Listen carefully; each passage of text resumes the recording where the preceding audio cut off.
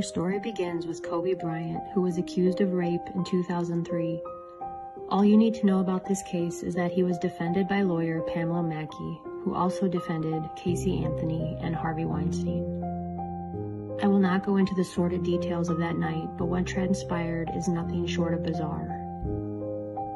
After the rape case, Kobe signed a 7-year contract for over $136 million.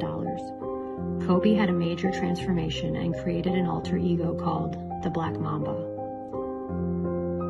Between 2006 and 2015, he was deep in Chinese endeavors, including the Kobe Bryant China Fund, and played in the 2008 Beijing Olympics. His career rocketed, and he constantly thanked the Black Mamba. Was this his admittance of MKUltra mind control? How many times in pop culture have we seen famous celebrities take on alter egos?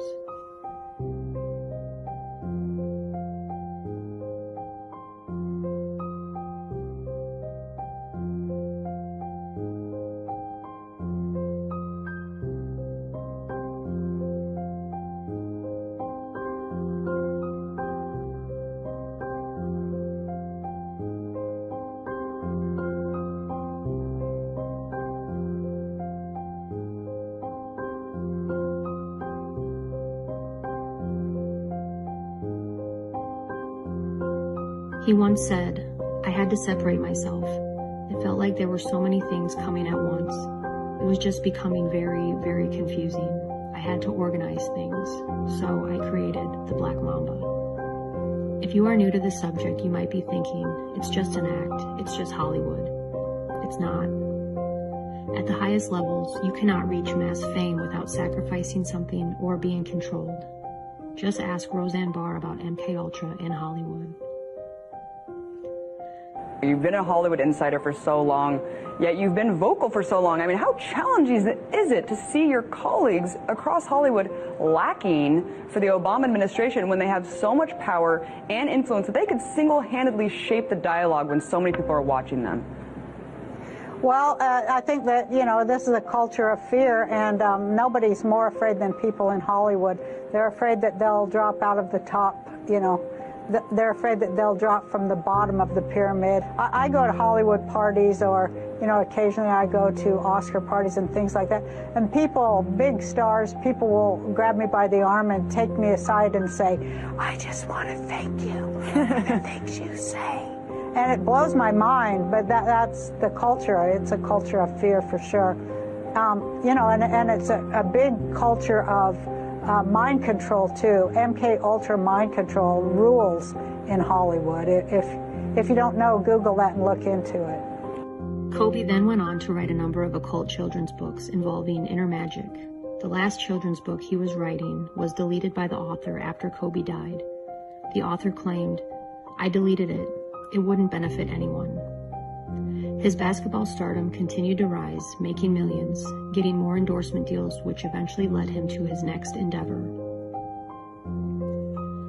In 2013, Kobe Bryant partnered with Jeff Steibel and created Bryant and Steibel, a venture capital firm focusing on developing technology, gaming, data, and media. For those that don't know, Jeff Steibel looks like Charles Manson and has started pro-transhumanism companies that implanted computer chips onto people's brains to enable control of electrical devices through thought.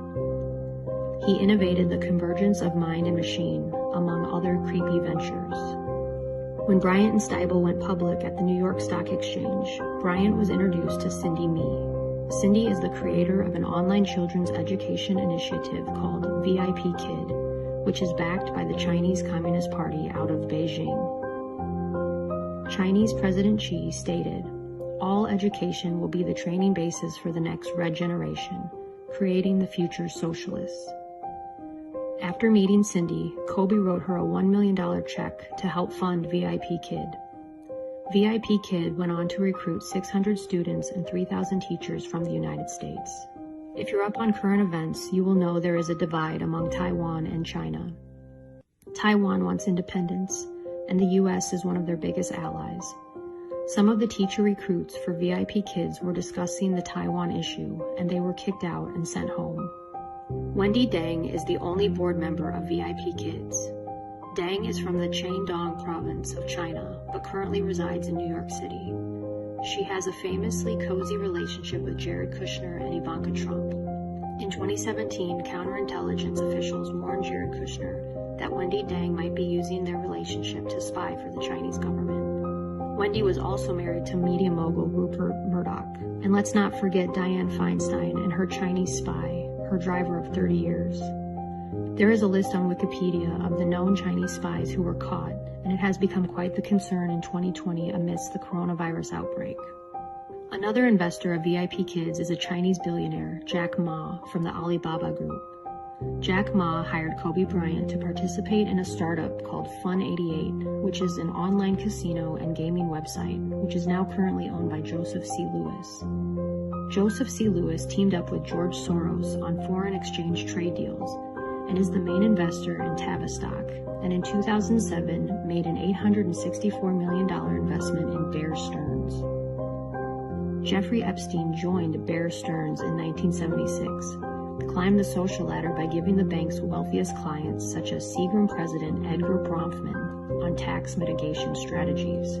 If you remember, Edgar Bronfman's daughter Claire pleaded guilty in the Nexium sex slave case and is now in prison.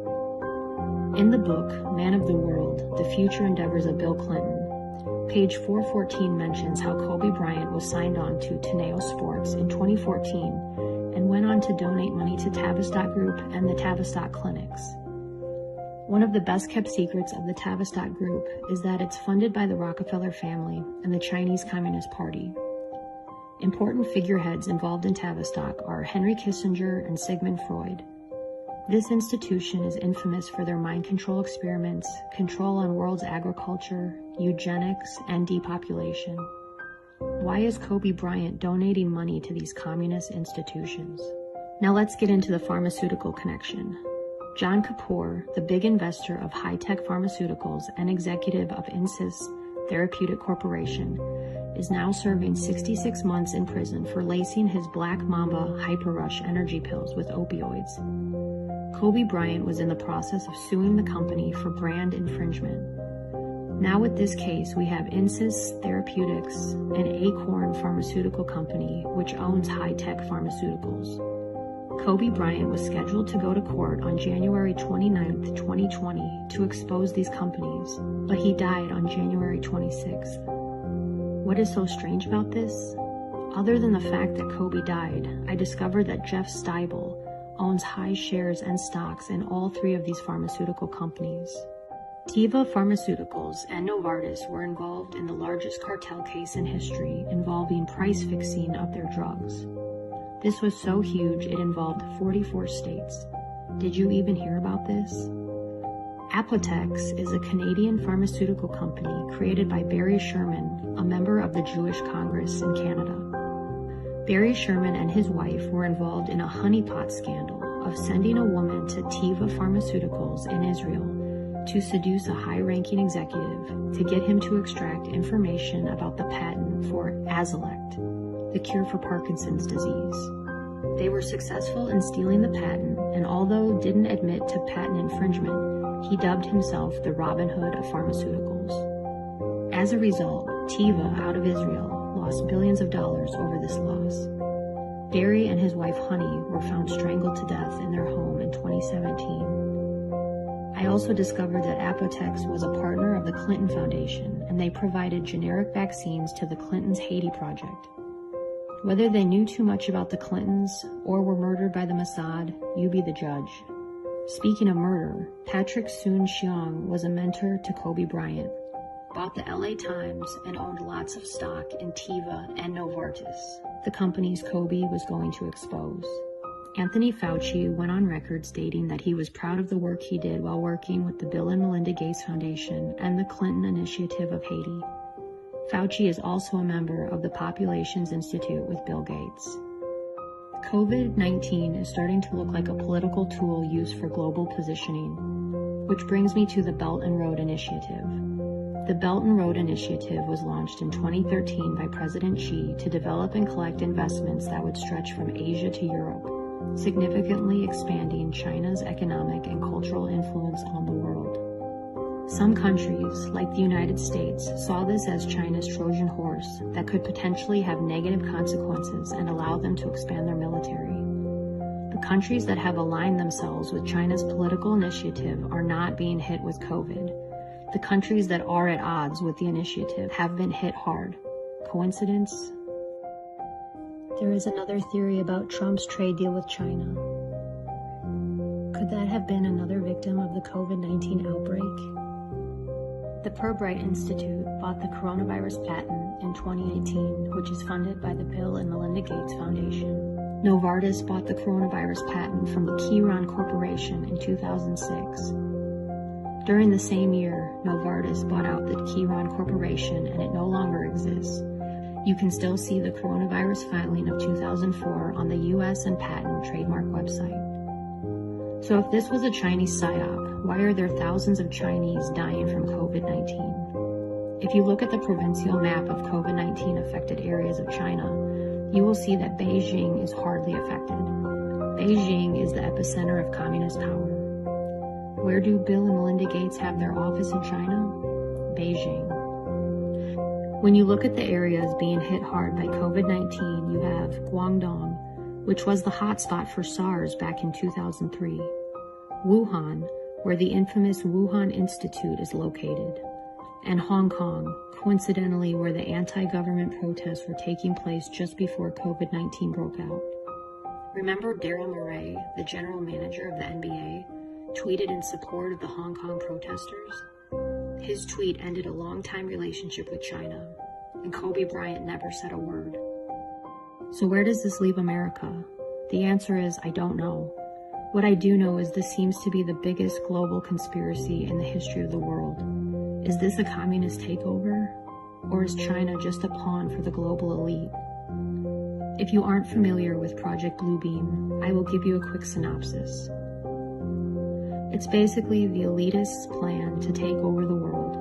You can look more into it, but if this is right, we are living out scenario B. Does Trump have the situation under control, or is he, for the first time, not winning? I want to give a shout out to Larry Gators for helping me find the truth to this global conspiracy and helping me connect the dots.